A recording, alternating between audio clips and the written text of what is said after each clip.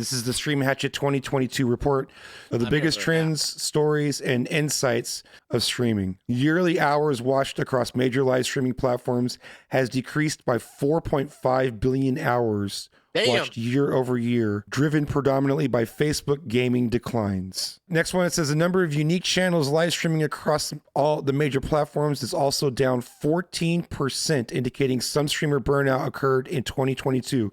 So there's less creators right now, down 14%. I'm actually surprised that number is not bigger. While streaming is down, viewership is still up 6% from peak COVID-19 levels seen in 2020 and subsequently up from 2018, growing 164%. I'm surprised at that number too. I would say the viewership is technically up because events like this that I'm showing. Yeah, okay, that makes sense. Have been moving to the live stream format and off of like the cable network format. Yeah. They're no longer on ESPN Ocho. They're on, Twitch, right? Like, really, that's what it is, right? Like, the bold move, Cotton. What did we learn today, folks?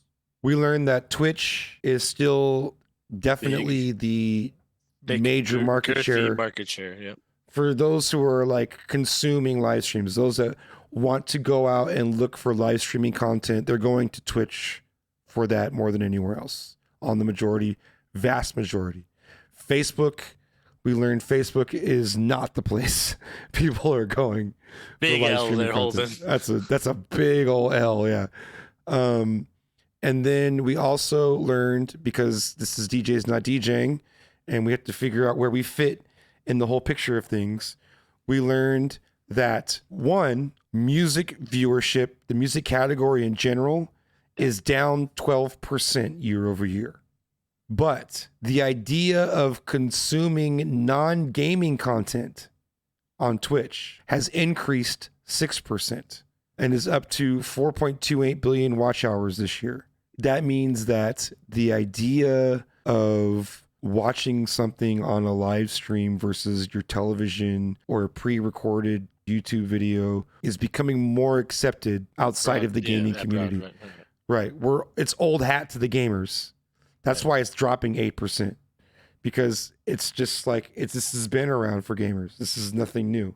I like the fact that more people overall are open to consuming, non-gaming content in a live stream platform. Because then that sway could kind of ripple into music and stuff as like the idea or the mindset of it changes. I think that the decrease last year, it's not all doom and gloom, because a big part of it, like we were saying, or two big parts of it. One, let's be real. This is the first time people were going out in 2 years. And two, and this is a real thing, a lot of people went back to work at the office last year. They were telecommuting all the way up until last year. And that killed Twitch as their at-work radio. They might have Twitch completely blocked from you being able to use it. So I don't think people necessarily are dropping music altogether. I just think that the availability of it has become less for a lot of people. Part of it also is that some of us aren't streaming. That was one of the stats. It was down here. There's less creators. The creators have dropped. What did it say? Number of unique channels is down about 14%. So some people that were streaming 2 years ago basically stopped streaming regularly or at all in the last year. Yeah, Joshua Carl. This channel, to a certain degree, we've dropped, I'd say it was a good 30% dip in hours streamed compared to the year before. One thing that is helping us right now is a lot of major sporting events are starting to go into the live streaming space.